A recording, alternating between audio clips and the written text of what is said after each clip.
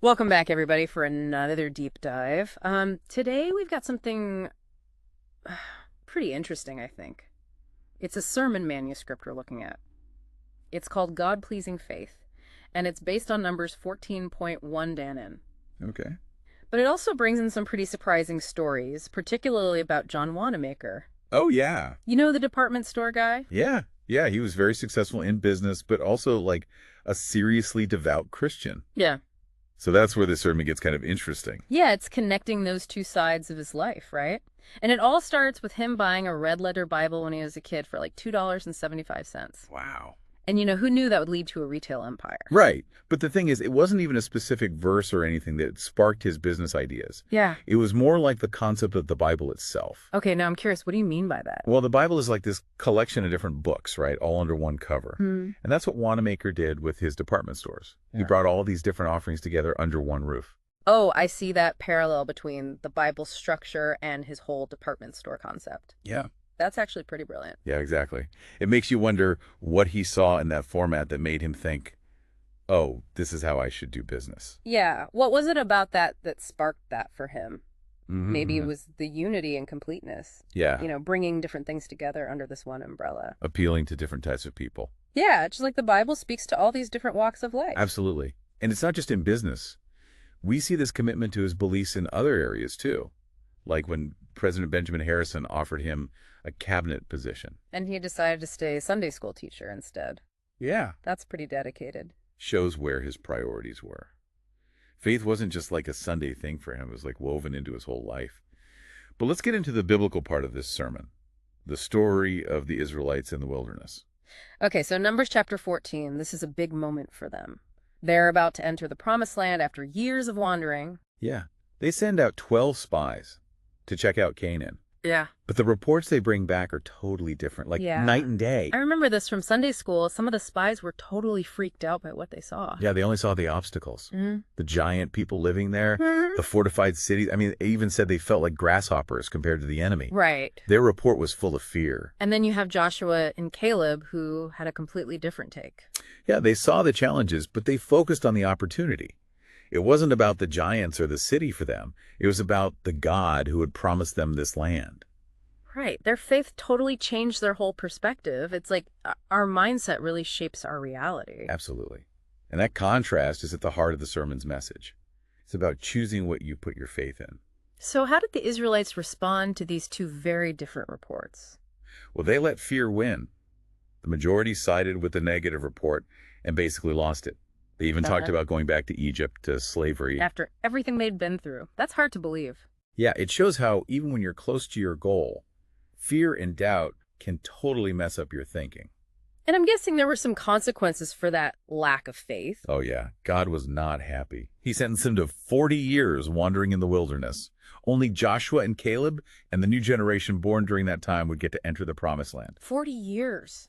That's Yeah. a long time to be wandering. What about Caleb? I mean, he was already older than the other spies when this whole thing started. Right, and that's what's amazing.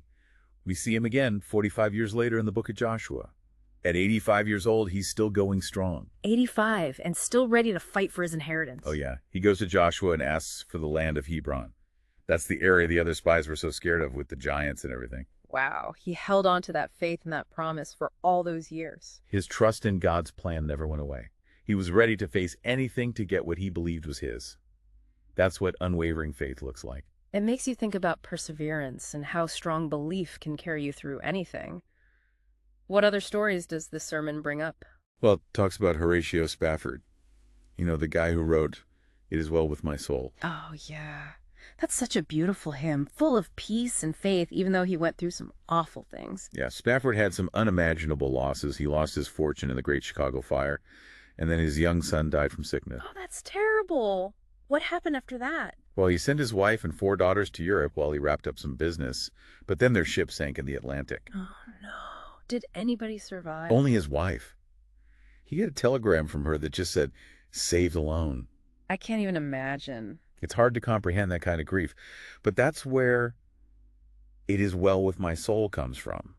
He was on his way to meet his wife, and the captain told him they were passing over the exact spot where his daughters died. Oh, wow. Right in the middle of that incredible pain, he wrote those words, "When peace like a river attendeth my way, When sorrows like sea billows roll, whatever my lot thou hast taught me to say, it is well with my soul. That's unbelievable to find peace like that after losing so much. That's true faith. It really is. Yeah. And it goes back to the main point of the sermon. Building a faith that's more than just willpower or positive thinking. So we've got Wanamaker's success, the Israelites in the wilderness, and Spafford's unshakable faith. What are some of the big takeaways here? Well, what strikes me is that they're all about this unwavering faith. Even though they're from different times and situations, they all show what it means to trust in something bigger than yourself, hold on to hope when things are bad, and to find inspiration in unexpected places. I agree. These are powerful stories with lessons we can use in our own lives no matter what. We'll be back in a bit to continue our deep dive into this sermon manuscript. You know, it's amazing to me how resilient people can be. I mean, we're talking about Wanamaker finding inspiration for a whole business empire from his little red Bible, and then Caleb claiming his inheritance at 85, and Spafford finding peace even after losing so much. These are people who faced some serious challenges, but their belief kept them going. Yeah, and what's interesting is how these stories can speak to anybody, not just people of faith. It's about facing obstacles and reaching your goals. Right, it's like tapping into that inner strength and determination. And, the Israelite story really shows how powerful our perspective can be. Absolutely. They were so close to the promised land, but fear and doubt took over. It makes you think, what's the difference between seeing a giant as a problem you can't solve or a challenge you can overcome? Well, for Joshua and Caleb, their faith helped them see things differently, right? They saw opportunity where everyone else saw danger. And because they believed, they ended up getting what God promised.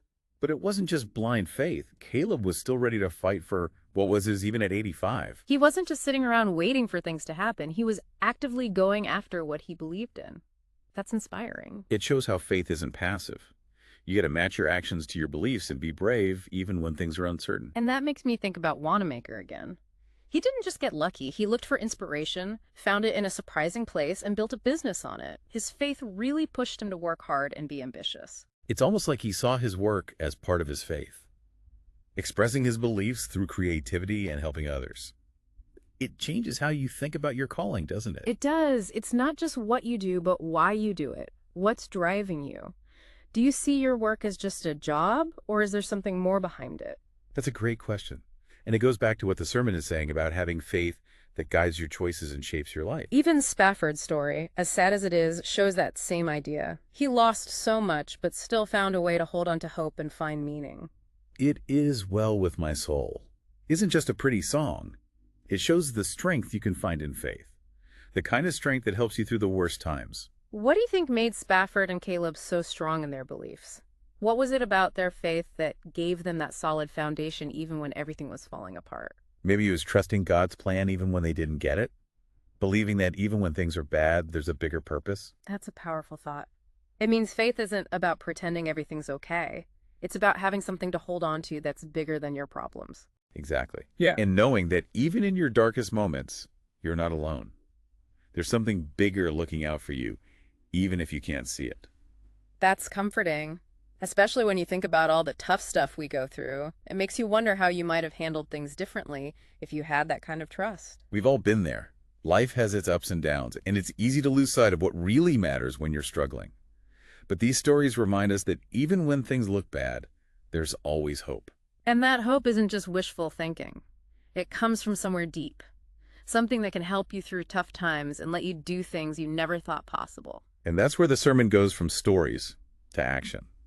It's about taking these examples of faith and using them in your own life. So it's not enough to just hear about Wanamaker or Caleb. We have to figure out how to have that same faith and determination. Exactly. And that might mean something different for everyone. Maybe it's changing what's important to you or trying something new or just bringing your beliefs into your everyday life. It's about finding those red leather Bibles in our own lives. Yeah. Those unexpected things that spark our creativity and passion. Like that. It's realizing that you can find wisdom and guidance anywhere if you're open to it. Okay, so we've talked about perspective, matching your actions to your belief, and finding strength in your faith even when things are tough. Any final thoughts? What do you think the sermon writer wants us to get from all this? I think the main takeaway is that faith is more than just what you believe. It's how you live. Yeah. It's inspiration. It can guide you to do amazing things. It's about trusting in something bigger, finding hope when things are hard, and living your life with purpose and meaning.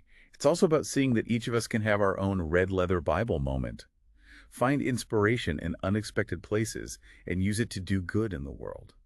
Those are some words to think about. We'll be right back to finish up our deep dive and explore those red leather Bible moments in our own lives. You know, it's crazy to think that a simple red letter Bible could be the start of such a huge journey for John Wanamaker. Makes you wonder what ordinary things in our lives might be hiding amazing potential. Right. It's like inspiration can be anywhere. You just got to be ready for it. We need to learn to see things differently. No. Like those optical illusions where you see one thing and then suddenly it's something else entirely. I love that analogy. So how do we find those red leather Bibles in our own lives? How do we learn to see things in a new way?